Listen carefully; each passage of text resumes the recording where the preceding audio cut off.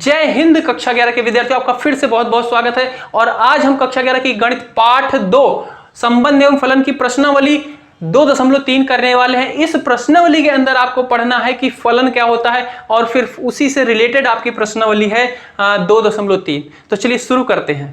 फलन को पढ़ने से पहले आपको मैं एक चीज बता देता हूं कि आपको संबंध के बारे में पता है। क्या पता है कि संबंध रिलेशन को आर से दर्शाया जाता है और ये क्या होता है, उपसमुच्चय होता है ए क्रॉस बी का, ए बी का गुणा कार्तीय गुणन के बराबर ये होता है। ठीक है, इसका उपसमुच्चय होता है। अच्छा जी, इसको समुच्चय निर्माण रूप में कैसे लिखते हैं? इसको लिखते हैं कि x, y इस तरीके से होता है कि x क्या होता है, a का सदस्य होता है, y जो है वो b का सदस्य होता है और x और y के बीच में क्या होता है, संबंध, रिलेशन होता है। ठीक है, इसका मतलब ये चीज ऐसे भी दी जा सकती है कि 2x y के बीच में क्या है, 2x का रिलेशन है।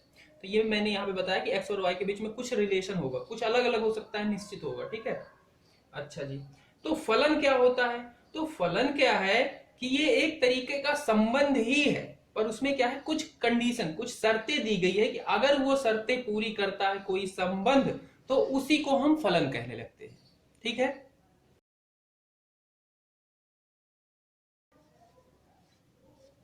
संबंध को ही फलन कहते हैं यदि पहली शर्त क्या है, उसका जो प्रांत है, जो संबंध का प्रांत है वो किसके बराबर हो, ए वाले समुच्चय के बराबर हो। तो मतलब जो संबंध आएगा आर, उसमें जो भी अवयव आएंगे उसमें ए के सारे अवयव आने ही चाहिए।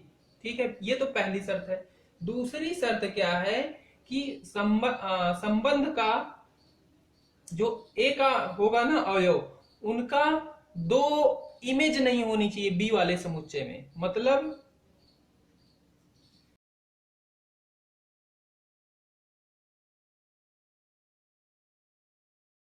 दूसरी शर्त है कि R में समुच्चय A के किसी अवयव की B में दो प्रतिबिंब नहीं होगा। इसका मतलब क्या है कि मान लो कोई दिया गया है आपका एक, इसका तिर्यक आरेख बनाता हूं मैं, ये चीज इसमें दिया गया है A B C D, 4 अवयव हैं इसमें, है 1 2 3 4 5 अवयव हैं।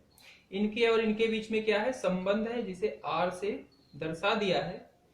ए का क्या है, पहले के साथ संबंध है। ए का क्या है, दूसरे के साथ ही संबंध है। बी का क्या है, तीसरे के साथ है। सी का क्या है, चौथे के साथ है। ठीक है, तो यहां पे ये दूसरा वाला नियम क्या कह रहा है कि आर में समुच्चय ए के किसी अवयव की बी में दो प्रतिबिंब नहीं होनी चाहिए। यहां से ए का प्रतिबिंब यहाँ पे क्या है, दो के साथ संबंधित, इसे बोला गया है प्रतिबिंब। इसे क्या बोला जाता है, प्रतिबिंब, इमेज। ठीक है, कि ए अवयव का क्या है, इस पे दो के साथ संबंध है। ठीक है, तो अगर मैं इसका रिलेशन, संबंध लिखूं रोस्टर रूप में तो क्या होगा, ए क्या है, 1 के साथ भी है, ए क्या है, 2 के साथ भी है, बी क्या है, 3 के साथ है और सी क्या है, 4 के साथ है। ठीक है, ये होगा, यानी कि पहला अवयव क्या है, दूसरे वाले समुच्चय के दो अवयव के साथ संबंधित है। ये चीज नहीं होनी चाहिए। ठीक है, दूसरी शर्त ये है। और पहली शर्त क्या थी, जो आर होगा उसका प्रांत ए पूरा पूरा आना चाहिए। अगर मैं इसका प्रांत पूछूं इस संबंध का, तो इसका प्रांत क्या हो जाएगा, डोमेन, तो इसका हो जाएगा ए बी सी, पर यहाँ पे क्या है, डी भी है, तो डी नहीं आया, मतलब इसकी पहली शर्त भी नहीं फॉलो कर रहा, दूसरी शर्त भी नहीं फॉलो कर रहा, तो ये क्या होगा, फलन नहीं होगा। पर ये संबंध है, ये चीज आपको बनानी है। ये क्या रिप्रेजेंट करता है कि इस ए समुच्चय और बी समुच्चय के बीच में क्या है, कुछ संबंध है आर। ठीक है, इसका ए अवयव क्या है, पहले वाले के साथ संबंधित है। बी अवयव क्या है, दूसरे वाले के साथ संबंधित है। सी अवयव भी दूसरे वाले के साथ ही संबंधित है। डी अवयव तीसरे वाले के साथ संबंधित है। कुछ इस तरीके से एक संबंध दिया गया। इसको अगर मैं रोस्टर रूप में लिखूं तो क्या बनेगा, 1 क्या है, ए क्या है 1 के साथ, बी क्या है 2 के साथ, बी क्या है, सी क्या है 2 के साथ और डी क्या है 3 के साथ। पहली जो कंडीशन थी इसकी फलन होने की, वो क्या थी कि जो आपका प्रांत होना चाहिए वो पूरा का पूरा ए होना चाहिए। तो अगर मैं इसका प्रांत निकालूं तो प्रांत क्या हो जाएगा इसका, ए बी सी डी, यानी कि जो ए अवयव दिया गया है पूरा का पूरा आ गया। ये तो पहली शर्त। दूसरी शर्त क्या थी, ए वाले समुच्चय की किसी भी प्रतिबिंब की बी वाले के किसी दो के साथ संबंध नहीं होना चाहिए, कोई भी अवयव का। तो ए देखो एक के साथ ही संबंध है, बी क्या है एक के साथ ही संबंध है, सी क्या है उसी अवयव के साथ संबंध है, पर इधर कोई एक ऐसा अवयव नहीं है जिसकी दो के साथ संबंधित है। ठीक है, ये संबंध है। ठीक है, तो ये दूसरी शर्त भी फॉलो करा, यानी कि ये क्या है, फलन है। बात समझ रहे हो? ठीक है, और बी में कोई अवयव खाली भी पड़े हुए हैं, उनसे नहीं मतलब हमें। तो समझे दोनों शर्त को। अगर इसको एक तरीके से और आप समझ सकते हो कि जैसे लड़के का है, ये मान लेते हैं ये क्या है बॉयज है, ये क्या है गर्ल्स है। ठीक है, अब इनके बीच में संबंध की बात करते हैं। लड़का क्या हो सकता है, किसी एक ही गर्ल्स के साथ संबंधित रह सकता है, मतलब रिलेशन में रह सकता है। ठीक है, तो हर एक क्या है एक के साथ ही है, एक के साथ ही, एक के साथ, भले यहाँ पे दो बंदे हैं एक ही के साथ संबंध है, पर लड़का का क्या है एक के साथ ही संबंध है, पर लड़की का यहाँ पे दो के साथ भी हो सकता है, वो भी स्थिति चलेगी। ठीक है, बस इतनी सी बात समझ लो। और सारे के सारे लड़के क्या होने चाहिए, किसी न किसी के साथ रिलेशन में होने चाहिए, यही फलन कहलाता है। रिवाइज कर देता हूं कि बॉयज क्या है, कोई भी निठल्ले नहीं होने चाहिए। ठीक है, किसी न किसी के साथ संबंधित होने चाहिए, पर किसी भी की दो के साथ संबंध नहीं होना चाहिए, मतलब दो बंदी नहीं होनी चाहिए।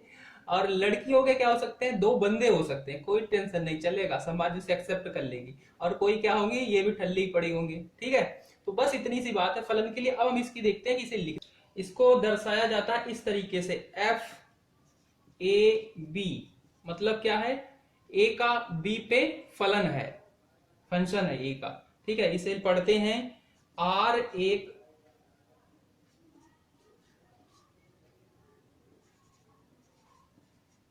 फलन है ए से बी पर। ठीक है, आर क्या है, फलन है ए से बी पे, और इसे एफ से, फंक्शन से दर्शाया गया है। और यहां पे जो ये ए है ये क्या होता है, डोमेन, यानी कि प्रांत, और बी क्या है, ये सह प्रांत होता है, कोडोमेन। इसको अच्छे से याद कर लेना, क्योंकि डोमेन और कोडोमेन पे बात आती है। रेंज, रेंज परिसार, वो भी अभी हम पढ़ेंगे। ठीक है, जैसे पहले पढ़ा था, इसमें भी हमें थोड़ा सा जान लेंगे। तो ये होता है इसका लिखने का तरीका। ठीक है, इस तरीके से मिल सकता है। और इसी को लिखा जाता है, मान लो ए की क्या है, A B C D, small a B C d अवयव हैं बी के,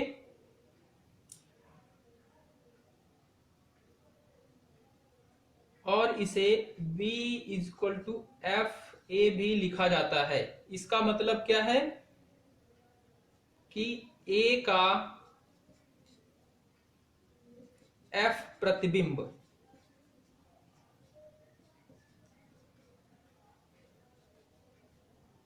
इसे इस तरीके से भी लिखा जाता है कि b equal to F A, मतलब जो आपका फलन है उसमें a का कुछ मान डालो तो y, यानी कि v कुछ ना कुछ उसका प्रतिबिंब आएगा, तो a का f प्रतिबिंब, और इसी को हम आगे चल के y से रिप्रेजेंट करते हैं, मतलब एक्स वाई लिखते हैं ना फलन को, एक्स वाई। तो यहाँ पे जैसे b लिखा है तो ये क्या है कि y है, जैसे ए बी ऐसा है ना, तो ये y है, तो इसी को हम कभी कभी y से आगे चल के रिप्रेजेंट करेंगे ऐसे। तो इसे अच्छे से समझ लेना भी। अच्छा, एक उदाहरण हम लेते हैं, देखते हैं आप फलन समझ पाते हैं क्या फलन है या नहीं। तो एक मान लो उदाहरण दिया गया आपको कि R एक संबंध है, उसके अवयव हैं 2 1 3 1 4 2, ये इसके अवयव हैं। अच्छा, दूसरा है एक संबंध है 2 2 2 4 3 3 4 4। अच्छा, तीसरा है इसी में R एक संबंध है 1 2 2 3 3 4 4 5 5 6 6 7। ठीक है, ये क्या है, संबंध दिए गए हैं, इनको आपको देख के बताना है कौन सा संबंध फलन है या नहीं। ठीक है, तो देखो क्या थी पहली शर्त, याद रखो कि ए के सारे अवयव क्या होने चाहिए, प्रांत जो होने चाहिए वो ए होने चाहिए। ठीक है, यहाँ पे 2 है, 3 है, 4 है, तो हमें ए का भी पता ही नहीं लग रहा कि है एक्चुअल में क्या क्या है। चलो हम पर दूसरी शर्त इसमें देख लेते हैं। दूसरी शर्त तो हमें पता बताएगी कुछ, ए का एक अवयव क्या होना चाहिए, बी के किसी दो के साथ संबंधित नहीं होना चाहिए। तो यहाँ पे 2 है, 2 क्या है, 1 के साथ संबंध है। ठीक है, अच्छा 3 है, वो भी 1 के साथ संबंध है। ठीक है, 4 क्या है, 2 के साथ संबंध है। तो वो दूसरी वाली कंडीशन क्या यहाँ पे सही है, नहीं वो भी गलत है यहाँ पे, क्योंकि ए का कोई ऐसा अवयव नहीं है जो बी के किसी दो के साथ संबंधित हो। यहाँ पे 1 है 1 के साथ, 2 है 1 के साथ, पर 3 यहाँ पे 1 के साथ, मतलब इसका ए का कोई ऐसा अवयव नहीं जिसका प्रतिबिंब कोई दो हो। ठीक है, पर बी का है, ए क्या है, दो के साथ भी, 1 क्या है, दो के साथ भी संबंधित है, 3 के साथ भी संबंधित है। तो वही बात होगी कि लड़कियों के 2 बॉयफ्रेंड होंगे पर लड़कों के एक ही होने चाहिए बंदी। ठीक है, तो ये क्या है, फलन है। दूसरा देखो यहाँ पे, दूसरा क्या है, दूसरे के साथ, 2 क्या है, 4 के साथ। तो देखो यहाँ पे आपको दिख रहा है ए का पहला अवयव ही बी के किसी दो अवयव के साथ संबंधित है, यानी कि ये शर्त क्या हो गई, दूसरी आपकी गलत हो गई। तो ये क्या है, फलन नहीं है। तीसरा देखो, पहला अवयव 1 क्या है, 2 के साथ, 2 क्या है, 3 के साथ, 3 क्या है, 4 के साथ, 4 क्या है, 5 के साथ, 5 क्या है, 6 का था, 6 के साथ, 7 के साथ। मतलब इसमें दोनों शर्तें जो हैं ये फुलफिल कर रहा है, तो ये क्या है, फलन है। अच्छा, मैं इस वाले में पूछता हूं कि इसका आप प्रांत बताओ। तो क्या आप प्रांत बता सकते हो, वैसे पहले ही पढ़ चुके हो, बता भी रखा है। तो प्रांत क्या होते हैं, जो एक्स वाई के रूप में लिखो, तो ये पहले वाले अवयव। ठीक है, इनको क्या लिख दो, समुच्चय के रूप में लिख दो। तो 1 है, 2 है, 3 है, 4 है, 5 है और 6 है, ये क्या है, इसका प्रांत है। सह प्रांत, सह प्रांत क्या था, बी के सारे अवयव, बी के सारे अवयव। यहाँ पे बी आपको क्या दिखेगा, इस रिलेशन से यहीं पे दिखेगा, जो बी के अवयव है, 2 है, 3 है, 4 है, 5 है, 6 है, 7 है। यहाँ पे इसको भी समुच्चय के रूप में लिख दो, 2 3 4 5 6 7। अच्छा जी, परिसर क्या है, परिसर, परिसर था इनके बीच में जो संबंध होता है, पहले वाले समुच्चय के दूसरे वाले समुच्चय के बीच में जो संबंध होता है, उसके सिर्फ बी वाले अवयव। तो पहला क्या है, 2 के साथ संबंधित है, इसका 3 के साथ, 4 के साथ, 5 के साथ, 6 के साथ, 7 के साथ। तो ये क्या है, इसका परिसर, रेंज, इसे बोलते हैं डोमेन, कोडोमेन, रेंज। ठीक है, तो ये बहुत आता है क्वेश्चन, ये 12th में, अभी तो आपको ज्यादा कुछ आते नहीं पेपर में, पर 12th के लिए ये बहुत ही इंपॉर्टेंट है। कैलकुलस सारा का सारा फंक्शन पे ही काम करता है, सारा उसमें बोलेंगे ये फंक्शन दिया गया, ये फलन है, वो फलन है। इसे अच्छे से भी समझ लो ना, 12th में आपको ना पहली प्रश्नावली आने वाली है, उसके बाद कैलकुलस में आपको बस इधर उधर डुबकी लगानी पड़ेगी, रटना ही पड़ेगा। तो ये अभी चैप्टर अगर आप नहीं पढ़ते तो आपको 12th में बहुत नुकसान होता है। वास्तविक मान फलन को समझ लीजिए, ये भी बहुत यूज होता है। रियल वैल्यूड फंक्शन, क्या मतलब है इसका आपके पास कोई फलन है, आप अगर उसका परिसर निकालते हो और वो परिसर क्या है, वास्तविक संख्या है, तब क्या बोलेंगे, उस फलन को बोलेंगे रियल वैल्यूड फंक्शन, वास्तविक मान फलन। अगर किसी फलन का परिसर वास्तविक संख्या है तो उसे क्या बोलते हैं, वास्तविक मान फलन बोलते हैं। अब मैंने यहाँ पे कुछ उदाहरण लिए, मान लो ये कोई संबंध दिया गया है, यानी ये फलन है। ठीक है, यहाँ मान लो संबंध दिया गया, सबसे पहले देखते हैं ये फलन है कि नहीं। इधर वाला ए है, ये बी है, वो सब चीजें मैंने लिखी नहीं बहुत ज्यादा। तो ये क्या है, इसका पहला अवयव क्या है, इसके 5 के साथ संबंधित है, दूसरा अवयव 3 के साथ, तीसरा अवयव 2 के साथ, चौथा अवयव 7 के साथ। तो क्या ये फलन है, हाँ जी फलन है। पहला आपकी शर्त थी कि सारे अवयव क्या होने चाहिए, डोमेन होने चाहिए, प्रांत होने चाहिए। तो इसके सारे अवयव किसी न किसी से संबंधित है, एक भी फ्री में नहीं पड़ा हुआ ऐसा, तो यानी कि ये डोमेन है, प्रांत है। अच्छा जी, दूसरा था क्या, पहले इस वाले समुच्चय के हर एक अवयव का सिर्फ एक प्रतिबिंब होना चाहिए। इधर वाला होता है पूर्व प्रतिबिंब और इधर वाला होता है प्रतिबिंब, तो इसका एक प्रतिबिंब होना चाहिए। तो ये देखो, इसका एक है, इसका भी एक है, इसका भी एक है, इसका भी है, इसका भी एक, सबका एक ही है। तो मतलब दोनों कंडीशन पूरी है, यानी कि ये क्या है, फलन है। फलन है तो वास्तविक मान फलन क्या है, अगर उसका परिसर आप निकालो तो परिसर क्या होता है, जिसके साथ संबंधित होते हैं बी वाले के अवयव। तो बी वाले अवयव क्या क्या जो जो संबंधित है उसे आप लिख लोगे। तो यहाँ पे 2 3 5 और 7 सारे संबंधित है। अब देखो ये क्या जो आए हैं परिसर, ये क्या वास्तविक संख्या है, हाँ जी वास्तविक है, यानी कि ये वास्तविक मान फलन है। ठीक है, दूसरा यहीं पे दिया गया, सबसे पहले देख के बताओ क्या ये सही लिखा गया है, ये संबंध है कि नहीं। तो इसमें ए बी सी डी 5 9 7 6 दिया गया है, इसके सारे अवयव किसी न किसी के साथ संबंधित है। ठीक है, एक भी इधर खाली नहीं पड़ा हुआ है। ठीक है, ये भी कंडीशन सही है, यानी कि ये क्या है, फलन है।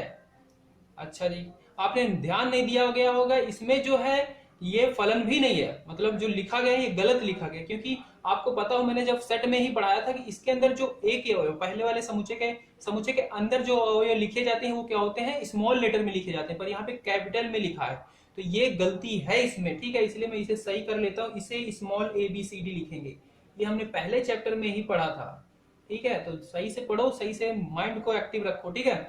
तो ये चीज यहाँ पे ABCD, अब ये सही है, अब हाँ ये फलन भी है। अब देखते हैं इसका वास्तविक मान फलन, तो इसका परिसर निकाल लेंगे, तो परिसर क्या आएगा 5, 9, 7, 6, और ये सारी क्या है वास्तविक संख्या, यानी कि ये क्या है वास्तविक मान फलन है। तीसरा दिया गया है ABCD, ये भी सही है, इसके सारे संबंधित हैं, ठीक है, ये फलन है। अब परिसर की बात करें तो इसके देखो, अगर हम परिसर निकालते हैं तो इसके आएगा 6, 8, 9, 3 किसी के साथ संबंधित नहीं है, के, तो ये क्या आया, इसका परिसर आया। ये क्या सारे वास्तविक संख्या है? नहीं, इसमें जो के दिया गया है ये स्मॉल लेटर में लिखा है के, वरना आप बोलो कि सर जी आपने तो कैपिटल में लिख दिया, गलत है, तो ये स्मॉल में लिखा है, ठीक है। तो ये क्या है, फलन, वास्तविक मान फलन नहीं है, वास्तविक मान फलन नहीं है, क्योंकि इसमें क्या है, के वास्तविक संख्या नहीं होती। कुछ फलन और उनके आलेख, some function and their graphs, graph समझना बहुत जरूरी है इसके लिए भी। तो मान लो आपको ये कोई फलन दिया गया है, कह रहा है एफ क्या है, ए से बी जैसे बोलते थे, यहाँ पे एन से एन दिया गया, मतलब ये प्रदर्शित कर रहा है कि ये नेचुरल नंबर है प्रकृत संख्या से प्रकृत संख्या, यानी कि ए जो अवयव है और जो बी अवयव है दोनों क्या है, प्रकृत संख्याएं हैं, और उनके बीच में जो फलन दिया गया है, जो संबंध है वो कैसा है कि fx is equal to 2x plus 1। आपको मैंने बताया था b is equal to fa लिखते हैं ना, तो वही था, ये क्या था, फलन था, ठीक है। अब फलन दिया गया है, कैसा संबंध है, 2x plus Y, 2x plus 1 ऐसा है, ठीक है, ये बात समझ में आती है। तो इसका ग्राफ हम समझ लेते हैं, कैसे बनाना है ग्राफ आपको। तो इसके लिए आपको क्या करना है कि इसे आप क्या मान लोगे, y, जैसे अभी यहाँ पे बताया ना कि b इज इक्वल टू क्या था, fa, ये हम मैंने अभी पहले बताया इसलिए ये लिख रहा हूं, और ये b क्या था, ये y ही तो था, x, y में लिखते थे तो y ही था b ना, वहां पे a b मैंने माना था, तो ये b क्या था, y ही था, यानी कि fa क्या है आपका, y ही है, y है ना, अच्छा जी, तो इसे मैं y मान लेता हूं, और ये क्या है, इसमें x के मान डालूंगा और कुछ y आएगा, तो इसे मैं ऐसे कुछ बना लेता हूं डायग्राम इसका, कि एक जगह मैं x बना लेता हूं और एक जगह y,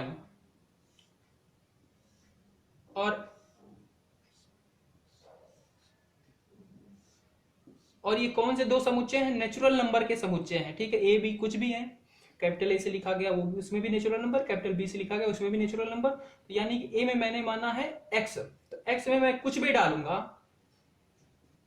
इसे मैं थोड़ा सा आपको बता देता हूं, ये क्या है, नेचुरल नंबर, b क्या है, नेचुरल नंबर, ठीक है, और कोई संबंध कैसे थे लिखते थे, x और y के रूप में लिखते थे, x क्या होता था a का अवयव, y क्या होता था b का अवयव, और यहाँ पे x और y आपको समझ में आ रहा है, ठीक है।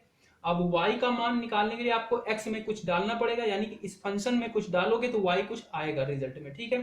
तो यहाँ पे मैं y का मान निकालता हूँ, x में क्या डालता हूँ मैं, यहाँ पे नेचुरल नंबर की बात हो रही, जीरो नहीं डाल सकते क्योंकि वो होल नंबर में आता है, 1 डालूंगा, तो यहाँ पे 1 हो जाएगा, और ये फिर क्या हो जाएगा, 2x की जगह पे 1 प्लस 1 यानी कि 3, यानी कि y मुझे क्या मिला, 3 मिला, बढ़ते जाऊंगा यहाँ पे, फिर y की जगह पे f2 डालता हूं, ठीक है, x की वैल्यू यहाँ पे रखा मैंने 2, यहाँ पे x की वैल्यू 1 रखी थी, x का मान 1 रखा, ये आया, x का मान 2 रखेंगे, ऐसा बन जाएगा, और फिर ये हो जाएगा 2 गुना 2 प्लस 1 यानी कि 4 1 5, यानी कि यहाँ पे जब 2 रखा तो ये क्या मिला, 5 मिला, ठीक है।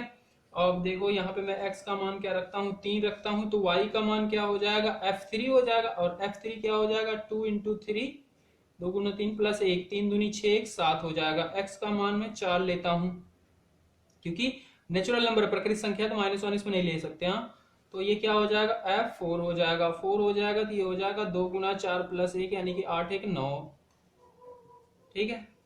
तो यहाँ पे 3 रखते हैं, 3 पे क्या मिला था, 7 मिला था, 4 पे क्या मिला है, 9 मिला, एक और निकाल लेते हैं, x इज इक्वल टू 5, यानी कि ये a वाले का अवयव जब 5 लेता हूं तब b में मुझे क्या मिलता है, b वाले में, तो ये क्या मिलेगा, f 5 पे 2 गुना 5 प्लस 1 यानी कि 10 1 11 मिल जाएगा। तो यहाँ पे जब 5 लिया तो मुझे क्या मिला, 11 मिला। अब आ जाते हैं ग्राफ के ऊपर, तो ग्राफ कैसे बनेगा, इसको मैं नीचे का मिटा देता हूं पोर्शन। आपको पता है कि x और y क्या होता है, संबंध होता था, ये ऑर्डर्ड पेयर होता है, ऑर्डर्ड पेयर होता था, क्रमित युग्म होता था, जिसे इस रूप में लिखते थे। यानी कि मैं इस पेयर को कुछ लिख सकता हूं ऐसा,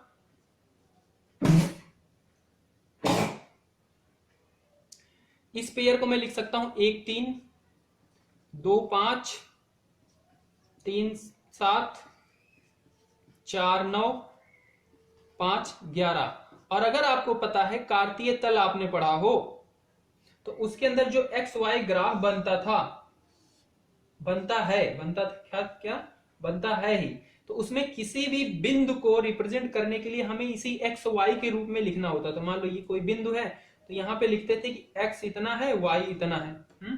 इसे मैं थोड़ा सा और बना देता हूं। 1, इसमें वैसे 11 तक ले गया है, एक्स क्या है 5, वाई गया 11 तक। तो मैं इसको ग्राफ को थोड़ा इस रूप में बनाता हूं ताकि आ जाए सारी वैल्यू, ऐसा ऐसा। ये होता है प्रथम चतुर्थांश, द्वितीय तृतीय चतुर्थ चतुर्थांश, ठीक है। ये होता है एक्स अक्षांश, ये होता है वाई अक्षांश, ठीक है। इधर हम संख्याएं क्या लेते हैं, धनात्मक वाली लेते हैं, 1 2 3 4 और 5, ठीक है। और ऊपर क्या इधर होता है, इधर भी वाई में क्या होता है, धनात्मक वाली 1 2 3 4 5 6 ऐसी संख्याएं होती हैं, ठीक है। और इधर क्या होता है, -1 -2 -3, और इधर -1 -2 -3, ठीक है। ये तो आपको पता ही है, ठीक है, इसलिए थोड़ी जगह भी कम है, इसलिए ऐसे हो जा रहा है। आप समझना बात मैं जो बताने जा रहा हूं, यानी कि ये वाला पॉइंट कहां होगा, 1 और 3। और इसमें क्या होता है, प्रथम चतुर्थांश में एक्स और वाई दोनों धनात्मक होते हैं। इसको हमने इधर माना, इसको इधर वाला, ये दोनों पॉजिटिव लिया जाता है, और इसके इधर और इधर वाला निगेटिव लिया जाता है, ठीक है। तो एक्स क्या है, पॉजिटिव है 1, और वाई क्या है 3। 1 यहाँ पे है, 3 कहां पे है, वाई, यानी कि ये वाला बिंदु क्या है, 1 और 3 है, ठीक है। एक्स वाई के रूप में किसी बिंदु को रिप्रेजेंट करते हैं, यही होता है ऑर्डर्ड पेयर, क्रमित युग्म। अच्छा, दूसरा बिंदु है 2 और 5, यानी कि एक्स क्या है, जब 2 है तो वाई क्या है, ये वाई का मान है ना, अभी जो बनाया था उसके अंदर, ये देखो वाई का मान, तो वाई क्या है 5 है, तो वाई जब ये क्या है, एक्स 2 है, इसको ऐसे ले जाओगे और इसको यहां लाओगे, तो ये कहीं पे आपको यहां पे मिलेगा। ये वाला बिंदु क्या है, 2 और 5 है। 3 और 7 है, एक्स क्या है, जब 3 है तो वाई क्या है 7 है, हम कहीं मान लेते हैं यहां पे कहीं है, ठीक है, 3 और 7। बाकी बिंदु हमें मिलेंगे नहीं, ऊपर है। तो अब मैं इन्हें क्या करूं, ज्वाइन करूंगा। ऐसे ही क्या होगा, 4 9 मिलेगा, 5 का 11 मिलेगा, मतलब ऐसे ही कहीं से आ रहा होगा, ठीक है। और इन्हें जब मैं ज्वाइन करूंगा तो ये एक क्या बनाएंगे, सीधी रेखा बन जाएगी शायद। तो ये क्या बन गया, एक ग्राफ बन गया जो प्रदर्शित कर रहा है कि y इक्वल टू, ये रेखा जो है, ये लाइन प्रदर्शित करी y equal to F X equal to 2x+1 का ग्राफ है। ये क्या है, उसका आलेख है। बात समझ में, ये आलेख कैसे बनाना है, कोई भी फंक्शन दिया गया होगा, उसको पहले आप x मान लोगे, y मान लोगे, y क्या हो जाता है, वो पूरा फंक्शन ही होता है। क्यों होता है वो आपको समझ में आ चुका है, पहले ही बता चुका हूं। फिर क्या करना है, x में आपको वैल्यू डालते जाना है, आपको देख लेना x क्या दिया गया, किसके बारे में बोला गया, नंबर तो नहीं कोई बताएगा, नहीं बताएगा तो आप कुछ भी डाल सकते हो, धनात्मक ऋणात्मक कोई भी संख्या डाल सकते हो। और उसके बाद y के मान निकाल लोगे 4 5, उसके बाद उनकी आप ऑर्डर्ड पेयर बना लोगे, क्रमित युग्म बना लोगे, फिर उन्हें आप इस ग्राफ पे रखोगे, दर्शाओगे कहां कहां पे, उन्हें मिला दोगे, बस बात खत्म, यही होता है ग्राफ, ठीक है। अब कुछ बहुत इंपॉर्टेंट फलन है, उन्हें देख लेते हैं।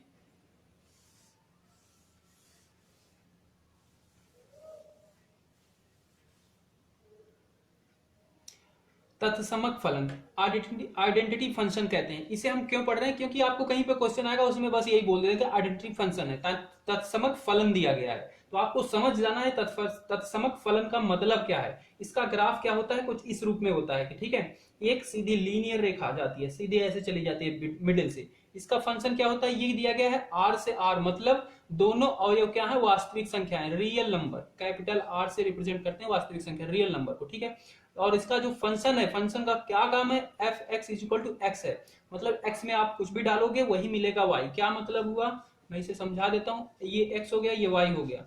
x में मैंने 1 पुट किया यहाँ पे, तो ये हमारा f1, और यही क्या हो जाएगा, 1 हो जाएगा, यानी कि वहां पे 1 डाला, यहाँ पे 1। 2 डालूंगा तो ये 2, f3 डालूंगा तो 3, मतलब जो भी डालोगे आपको वही मिल रहा है।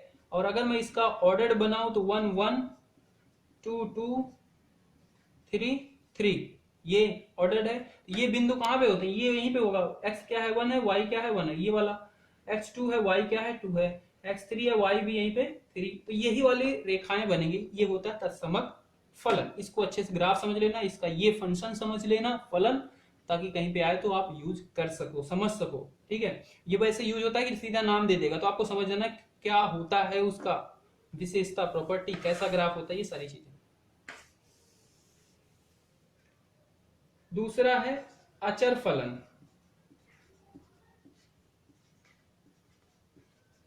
अचर फलन का ग्राफ कुछ इस तरीके से होता है, ये x अक्षांश है, ये y अक्षांश है, और ये क्या होगा, जो ग्राफ होगा इसका कहीं पे ऐसे हो सकता है, कांस्टेंट, एक अचर संख्या होगी, मतलब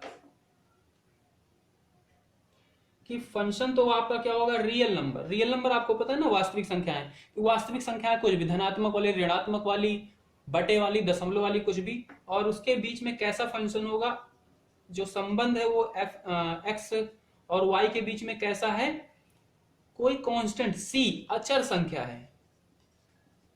जैसे यहां पे मैं ले लेता हूं एफ एक्स इक्वल टू, उदाहरण के लिए 1, सी मतलब अचर संख्या, अचर 1 है, ठीक है। तो अब मैं एक्स में कुछ भी डालूं, हमेशा क्या आने वाला है, एक ही आने वाला है। जैसे एक्स का मान मैंने 1 रखा, एक्स का मान 2 रखा, तो एफ एक्स क्या हो जाएगा 1, और यहाँ पे तो वेरिएबल है नहीं, चर है ही नहीं, तो ये भी 1 ही रहेगा। एफ एक्स का मान 2 हो जाएगा, तब भी ये 1 ही रहेगा। एफ एक्स का मान 3 कर दिया, तब भी ये 1 ही रहेगा। यानी कि एक्स का चाहे मान 1 रखूं, चाहे 2 रखूं, चाहे 3 रखूं, हमेशा जो वाई का मान मिलने वाला है हमें 2 ही मिलने वाला है, ठीक है। तो यानी कि कौन सा बिंदु होगा, इसका मैं ऑर्डर बनाऊ 1 1 1 2 1 3 1, ठीक है। तो x1 है, y1 है, चलो ये बिंदु हो गया। x2 है, y क्या है, तब भी 1 ही है। x3 है तो y क्या है, तब भी 1 ही है, तो ये 1 पे यही मिलेगा। मतलब यही जो रेखा एक बनेगी, यही इस फंक्शन को प्रदर्शित करेगी, ये होता है अचर फलन। प्रश्नावली 2.3 का पहला प्रश्न दिया गया है, निम्नलिखित संबंधों में कौन से फलन है, कारण का उल्लेख कीजिए। यदि संबंध एक फलन है तो उसका परिसर निर्धारित कीजिए। ठीक है, बताना है कौन से फलन है, कारण भी बताना है। कारण क्या, आपको विशेषता पता ही है कि फलन की क्या परिभाषा थी, कौन सी उसकी शर्तें थी, अगर वो शर्तें रूल फॉलो करेंगे ये तो फलन होंगे, नहीं फॉलो करेंगे तो ये क्या है, संबंध ही रहेंगे। यदि संबंध है, फलन है, तो उसका परिसर और परिसर बताना। पहला दिया गया, पहले का मैं हल यहां पे लिख रहा हूं, ठीक है। शर्त नंबर 1 क्या थी कि सारे के सारे क्या होने चाहिए, प्रांत होने चाहिए। सारे जो पहले वाले समुच्चय दिए गए हैं वो प्रांत होने चाहिए। इसमें आपको तो पहला वाला समुच्चय का मतलब पता ही नहीं चलेगा कहीं से, क्योंकि जिनका ऑर्डर दिया गया है संबंध में है उन्हीं को दिया गया। ए तो बताया नहीं कि ए ये है, बी ये है। चलो दूसरे वाले रूल पे चलते हैं। दूसरा रूल क्या कहता है कि एक अवयव जो होना चाहिए सिर्फ किसी बी वाले के किसी एक के साथ ही संबंध बनाएगा। तो चलो पहला देखो, कहीं पे ये पहले वाले अवयव किन्हीं दो बार तो नहीं लिखे हुए हैं इसके अंदर। अगर 2 बार लिखे हैं तो वो फलन नहीं होगा। 2 एक बार लिखा है, 5 एक बार भी, 8 11 14 सब एक एक बार है, यानी कि ये क्या है, फलन है। तो हाँ फलन है। और उसके बाद इसका परिसर पूछना है, तो परिसर क्या है, ये कहां पे जा रहे हैं, सब 1 के पास ही जा रहे हैं, ठीक है। तो ये क्या हो जाएगा, इसका परिसर हो जाएगा। किसके साथ संबंधित है सारे, तो ये सारे एक के साथ ही संबंधित है। इसका एक ये क्या है, रेंज। हल नंबर 2, इसका भी देखो कोई ऐसा अवयव तो नहीं है जो 2 बार लिखा हो, यहाँ पे सारे एक बार ही लिखे हैं, ठीक है। ये क्या है, फलन है। हाँ परिसर इसका क्या होगा, इसका परिसर किससे किससे संबंधित है, सारे 2 1 से है, 2 से है, 3 से है, 4 से है, 5 से है, 6 से है और 7 से है। तीसरा ये कोई, ये देखो यहाँ पे पहला ही इसके साथ भी है, पहला ही दूसरे के साथ भी है। तो लड़का किसी दोस्त के साथ संबंध में नहीं रह सकता, बात मैंने बताई थी। ये पहले वाले को मानो लड़का है, लड़का किसी दो के साथ संबंध में नहीं रह सकता, लड़की भले रह सकती है। ये दूसरा जो शब्द है इसे नंबर है, संख्या, इसे आप लड़की मानो। ये दूसरे किसी के साथ संबंध में रह सकती है, 2 3 4 बनाए कोई दिक्कत नहीं है, पर इसके 2 संबंध नहीं होंगे, बस इतनी सी बात है। इसके 2 संबंध नहीं होंगे, इसके हो सकते हैं, कितने भी हो सकते हैं, ठीक है। बस यही है फलन। तो यहाँ पे देखो इसके क्या है, 2 नहीं हो सकते, पर ये एक बार 3 के साथ भी बना रखा है, एक बार 5 के साथ, तो ये फलन नहीं है। दूसरा प्रश्न है, निम्नलिखित वास्तविक फलनों के प्रांत तथा परिसर ज्ञात कीजिए। वास्तविक फलन है, इसका मतलब क्या है, फलन कैसा है, आर से आर पे है, रियल नंबर, वास्तविक संख्याओं का मतलब ए जो है वो भी क्या है, रियल नंबर है, और बी जो है वो भी रियल नंबर है। ये ए बी ऐसे जो समुच्चय मानते थे ना, इनके इनके ऊपर क्या है, फलन है, और इसमें सारे वास्तविक संख्याएं हैं, -1 प्लस वाले धनात्मक ऋणात्मक सारी संख्याएं हैं दोनों में, ठीक है, अनंत से माइनस अनंत से प्लस अनंत के बीच की सारी संख्याएं हैं। फलन क्या दिया गया, y आपका जो दिया गया f ऑफ x दिया गया है, ये मापांक फलन का माइनस करके दिया गया है। मापांक फलन की बात हम कर लेते हैं। मापांक फलन क्या होता है, ये मोड x इसे पढ़ते हैं अंग्रेजी में, ये से बोलते हैं मापांक फलन। इसका मतलब क्या है, इसका मतलब आप समझ लेना कि इसके अंदर x का कैसा भी आप मान डालो, चाहे माइनस में डालोगे चाहे प्लस में डालोगे, जो वैल्यू आएगी f(x) की वो हमेशा धनात्मक आती है। इसका मतलब ये है कि x की वैल्यू क्या होती है, fx x कब होता है, जब x का मान आप क्या डालते हो 0 या 0 से बराबर, 0 या 0 से बड़ा या 0 के बराबर जब x का मान डालते हो तब तो हमें ये सिलेक्ट करना होता है। और माइनस एक्स कब सिलेक्ट करते हैं, जब आप x की वैल्यू क्या डालते हो 0 से छोटी। इसका मतलब क्या हुआ, अगर मैं इसका ग्राफ बनाऊं, अगर मैं इसमें x की जगह पे क्या डालूं, ये y होता है, तो x और y हमें ऑर्डर्ड पेयर निकालना होगा, क्रमित युग्म, तो उसके लिए हमें x का मान डालना होगा। तो x का मान जैसे मैं 1 डालता हूं, तो 1 क्या है, 0 से बड़ा है, तो x क्या होगा, हमारा फंक्शन कैसे काम करेगा, सिर्फ x रहेगा, यानी कि 1 डालूंगा तो 1 ही मिलेगा। और इसकी जगह पे मैं 2 डालता, मान लो -2 डालता हूं, -2 इसमें डाला, यहाँ पे -2 डाला, तो x का मान क्या हो गया, 0 से छोटा हो गया x का मान, यहाँ पे -2 हो जाएगा, ये क्या है 0 से छोटा हो गया, यानी कि तब हमारा फंक्शन कैसा हो जाएगा, ऐसा हो जाएगा, -x की तरह बिहेव करेगा, यानी कि x की जगह पे -2 रखूंगा और फिर माइनस बाहर भी रहेगा, तो माइनस माइनस होके क्या आएगा, प्लस आएगा। यानी कि मैं इसमें चाहे धनात्मक डालू, चाहे पॉजिटिव संख्या डालू, चाहे निगेटिव संख्या, तो हमें क्या मिल रहा है, हमेशा रिजल्ट हमारा धन में ही मिल रहा है, ठीक है। यही होता है मॉडुलस फंक्शन। इसका ग्राफ भी अगर आप ध्यान से देखें वो तो बुक में आपको इस तरीके से मिला होगा, ठीक है। ये मॉडुलस फंक्शन यही होता है, इधर x का मान आप पॉजिटिव डालते जाओ तब भी आपको क्या मिलेगा, y पॉजिटिव मिलेगा, x का मान आप निगेटिव डालो तब भी आपको y क्या मिलेगा, पॉजिटिव मिलेगा, क्योंकि y ये रिप्रेजेंट करता है, ये दर्शाता है। इधर क्या होता है, y धनात्मक ही होता है, x अक्षांश इधर ऋणात्मक होता है, ठीक है। तो ये इसका मतलब है। अब हम आते हैं प्रश्न पे। तो पहली चीज आपसे पूछी गई इसमें प्रांत।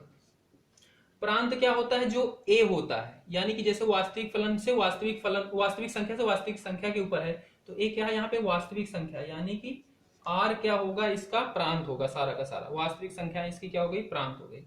परिसर पूछा गया है, परिसर। अब आप इसमें पहले धनात्मक संख्याएं देखते हैं, डालेंगे या इसकी जगह पे धनात्मक डालेंगे तो इस मोड के अंदर से क्या निकलेगी, धनात्मक संख्या निकलेगी, पर वो फिर क्या हो जाएगी, ऋणात्मक हो जाएगी, ठीक है।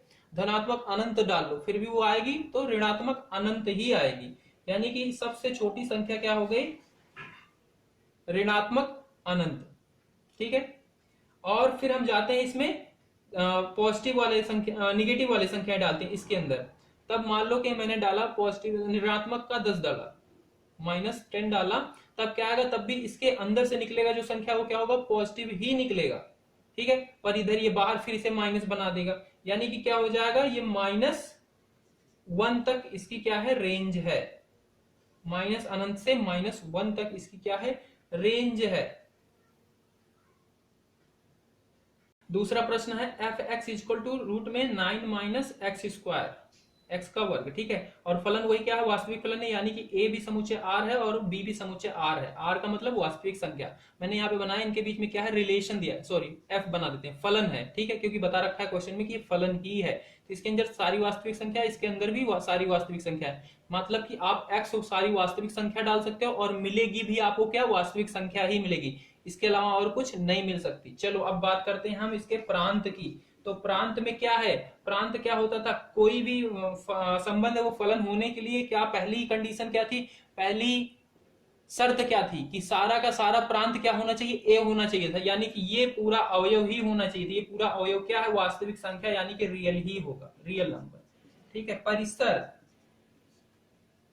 अब देखो अगर मैं यहां पे क्या डालूं, -2 डालता हूं, इसकी जगह पे x की जगह पे -2 डालता हूं, f x की जगह पे -2 रखता हूं मान, ये हो जाएगा 9 माइनस -2 का वर्ग, और यहां से आएगा 9 - 4, और यहाँ पे आ जाएगा 5, मतलब √5 आ जाएगा, वर्गमूल 5 आ जाएगा। अच्छा जी, अगर मैं -3 डालता हूं इसमें, -3 रखा तो ये हो जाएगा 9 माइनस 3 का वर्ग, तो ये हो जाएगा 9 माइनस, यहां से 3 त्रिक का 9 आ जाएगा बाहर, 9 - 9 यानी कि 0 आ जाएगा।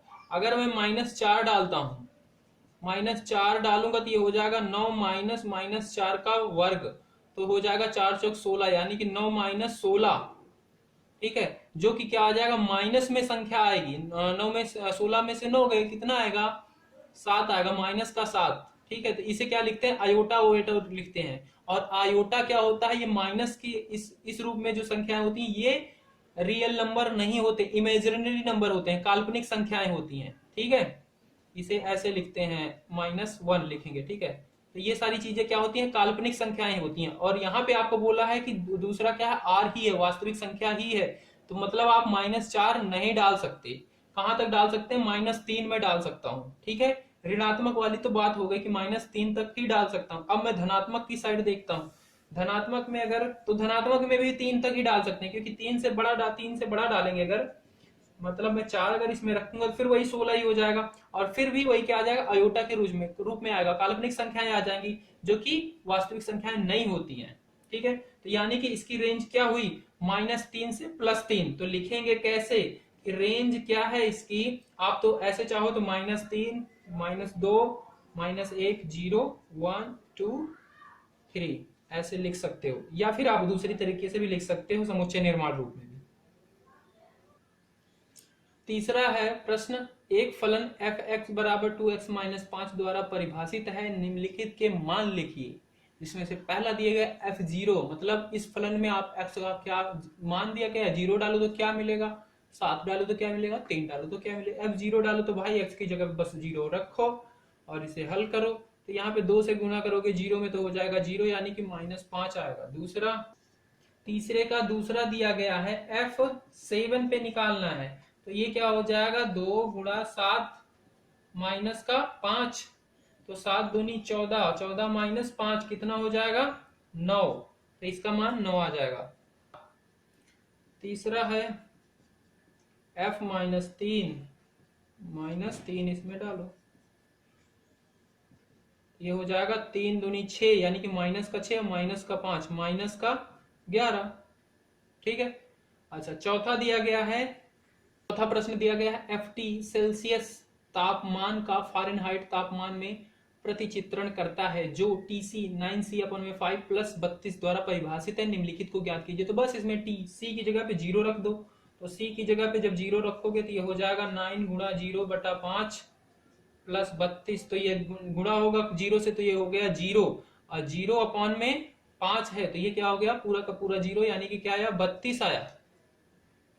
दूसरा है T28, यानी कि C की जगह पे 28, तो 9 × 28/5 + 32, तो इसे आप हल करोगे तो ये आएगा 412/5। तीसरा दिया गया है, T की जगह पे -10 रखना है, तो T की जगह पे -10, C की जगह पे -10 रखेंगे, तो 9 × -10/5 और प्लस में 32, ये हो जाएगा -90/5 और प्लस का 32, तो 5 से इसे काटोगे तो ये जाएगा कितने बार, जाएगा भाई, 5 × 5, उसके बाद क्या आएगा, 4 बचेगा, 40 हो जाएगा, तो 5 × 8 = 40, यानी कि 18 बार, तो ये आएगा यहाँ पे -18 + 32, ठीक है, -18 + 32 दोनों को जोड़ोगे तो ये क्या हो जाएगा, 32 में से 18 चला जाएगा, तो ये 12 14। चौथा है इसी का,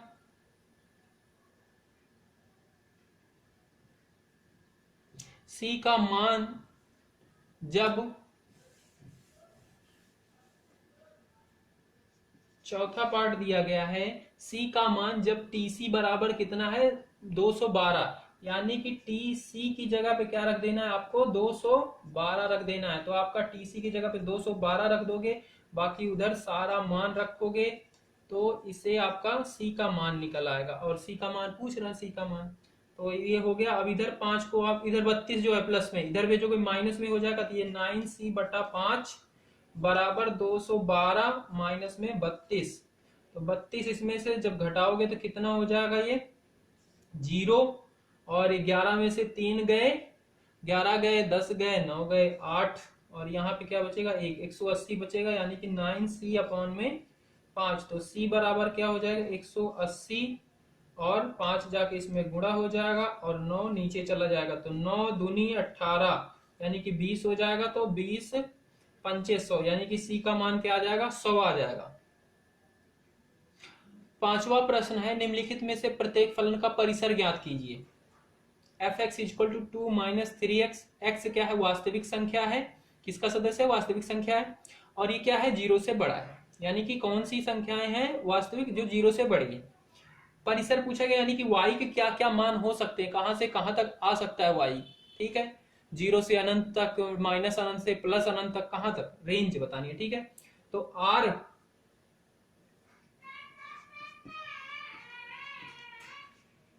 परिसर जो होगा आपका वो क्या हो सकता है इसमें,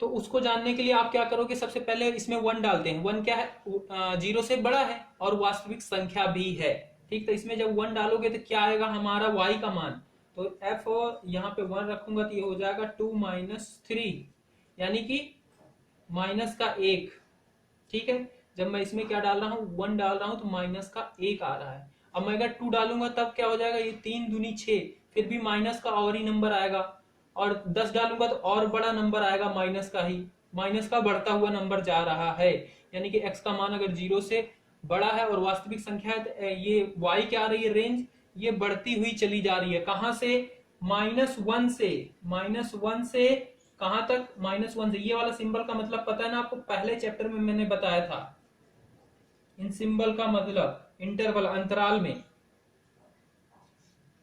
-1, ठीक है, कि इसमें -1 भी शामिल है, और ये कहां तक जाएंगे अनंत तक। जब इसे यहाँ पे मैं x का मान बढ़ाता जाऊंगा, मान लो -10 डालूंगा, 100 डालूंगा यहाँ पे, तो ये क्या हो जाएगा -300 हो जाएगा, फिर उसमें से 2 माइनस कर दो, ऐसे बढ़ाता जाएगा, तो यानी कि ये माइनस की अनंत तक चली जा रही है। ये इसकी क्या है परिसर रेंज है। पांचवा का दूसरा दिया है fx = x² + 2, इसमें भी परिसर पूछा है, यानी कि y की मान क्या क्या आ सकते हैं, कहां से कहां तक आ सकते हैं। तो अगर मैं x का मान 0 एक बार डाल के देखता हूं, तो 0 डालूंगा तो क्या आएगा 2 आएगा, ठीक है। अगर इसमें मैं मान ऋणात्मक 10 डालता हूं, -10 डालता हूं, तब क्या आता है, तो ये हो जाता है 102, और धन का ही आएगा, जितना भी माइनस डालूंगा सारी धन में संख्याएं आने वाली है, ठीक है। और x क्या है वास्तविक संख्या, जैसे प्रश्न में दिया गया है, तो ये वास्तविक संख्या ही आता जाएगा, चाहे नेगेटिव में डालूंगा फिर भी पॉजिटिव आती जाएगी। तो यानी कि हमारी सबसे छोटी रेंज क्या है 2 है, और मैक्सिमम क्या हो सकती है अनंत हो सकती है, यानी कि रेंज क्या होगी 2 से लेके अनंत तक की सारी संख्याएं इसकी क्या हो जाएंगी परिसर हो जाएंगी। ये y के मान आ सकते हैं 2 से लेके अनंत तक के बीच की कोई सी भी संख्या, और 2 भी आ सकती है।